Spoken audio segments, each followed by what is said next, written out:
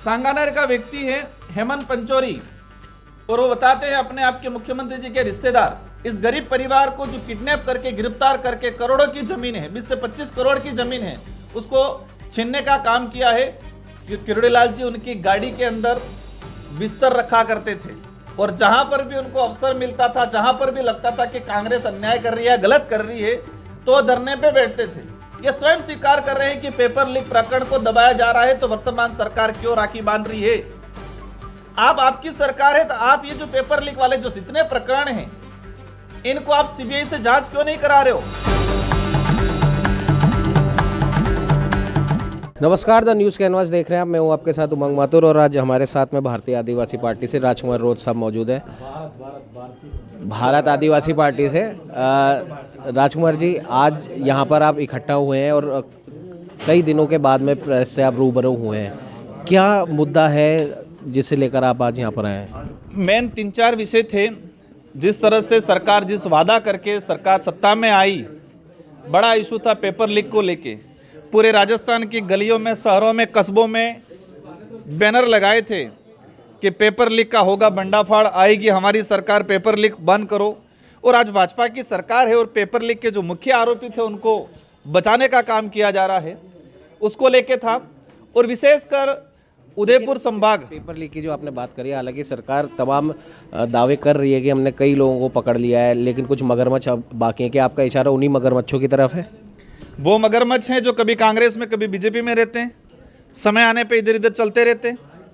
कई ऐसे लोग हैं, इनकी भाजपा सरकार के लोग स्वयं स्वीकार कर रहे हैं कि पेपर लीक में बड़े बड़े लोग इन्वॉल्व थे जो आज बचे हुए हैं। और इसका ताजा उदाहरण किरोड़ीलाल जी खुद ने पत्र लिखा है कि पेपर लीक में बड़े लोग हैं। एक सरकार के मंत्री लिख रहे हैं, फिर भी कुछ नहीं हो रहा है। तो ये सच्चाई है कि पेपर लीक में जो सम्मिलित लोग थे, लाइब्रेरियन भर्ती में हमारे वहाँ हुआ, शिक्षक भर्ती में हुआ, एसआई भर्ती में हुआ, रीट का पेपर फर्जीवाड़ा हुआ, इन सारी चीज़ों को बचाने का काम, जो लोग थे उनको बचाने का काम किया जा रहा है। कुछ नाम आप बता सकें अगर जो आपको शायद सरकार को पता है। किरोड़ीलाल जी ने खुद ने अपने पत्र में 3-4 जनों का नाम लिखा है। आरपीसी सदस्य मंजू शर्मा स्वयं इस्तीफा देके गए, उन पे भी आरोप थे, क्यों चला गए। इसके बाद कई नेता उदयपुर के अंदर ईडी के बयानों में भी आए हैं, कांग्रेस के कई नेताओं के नाम आए हैं, जिसमें महेंद्रजीत मालवीय जी, बामणिया जी का आया है, अर्जुन जी का आया है, वहाँ के दिनेश खोड़निया है उनका है, इन सारे लोगों का नाम आया है। वो सब कह रहे हैं कि ईडी के बयानों में इनके नाम आए, तो उनको किस बात के लिए बचाया जा रहा है? और एक प्रसंग अभी आपने उठाया कि आपके उदयपुर और इस तरफ आदिवासी एरियो में जो ज़मीनों का जो मामला है वो क्या है? राजस्थान सरकार के मुख्यमंत्री जी के रिश्तेदार बता के और जिस तरह से पुलिस प्रशासन ने साथ दिया है, सरकारी भवन, हमारे पास सारे एविडेंस हैं। अगर इसका निस्तारण नहीं होगा तो बड़ा खुलासा होगा बहुत जल्दी। एक एक चीज़ का एविडेंस है, उनको कहाँ रखा, कैसे उठाया, कौन उठाने आया, पैसे लेते हुए उन लोगों से 40 लाख रुपए बैग में डाल रहे, उनके घर से बरामद करके, उनकी तरफ से बरामद, न कि पुलिस की तरफ से बरामद। ऐसे सारे एविडेंस हमारे पास पड़े हैं। उदयपुर में जमीनों को लेके बड़ा खेल किया जा रहा है, क्योंकि उदयपुर की वैल्यू भी बढ़ी हुई है। सारे सेलिब्रिटी, बड़े बड़े कार्यक्रम हो रहे हैं वहाँ, एक अच्छा पिक पॉइंट बना हुआ है वहाँ। तो सभी निगाहें सरकार की तरफ से गिरोह के रूप में वहाँ काम कर रहा है, उसको रोका जाए और उस आदिवासी को बंधक बना के। किस आदिवासी की बात कर रहे हो? उस प्रकरण पाली जिले का कीकाराम मीणा करके व्यक्ति था, जो 2009 में उसने वहाँ से जमीन खरीदी है। 2023 में उसकी मृत्यु हो गई, उसके बेटे और उसकी पत्नी के नाम से म्यूटेशन खुला और भूमि दलालों ने उस पर प्रेशर बनाया कि हमको दे दो, उसने नहीं दी, उसने किसी और जगह दी। और उन्होंने फर्जी दस्तावेज बनाया सरकार के लोगों ने कि 2010 में कीका से हमने खरीद ली थी, स्टाम्प बना दिया फर्जी कि कीका से हमने खरीद ली थी। 10 लाख उससे में दे रखे थे और जैसलमेर का डमी आदिवासी बनाया उन्होंने।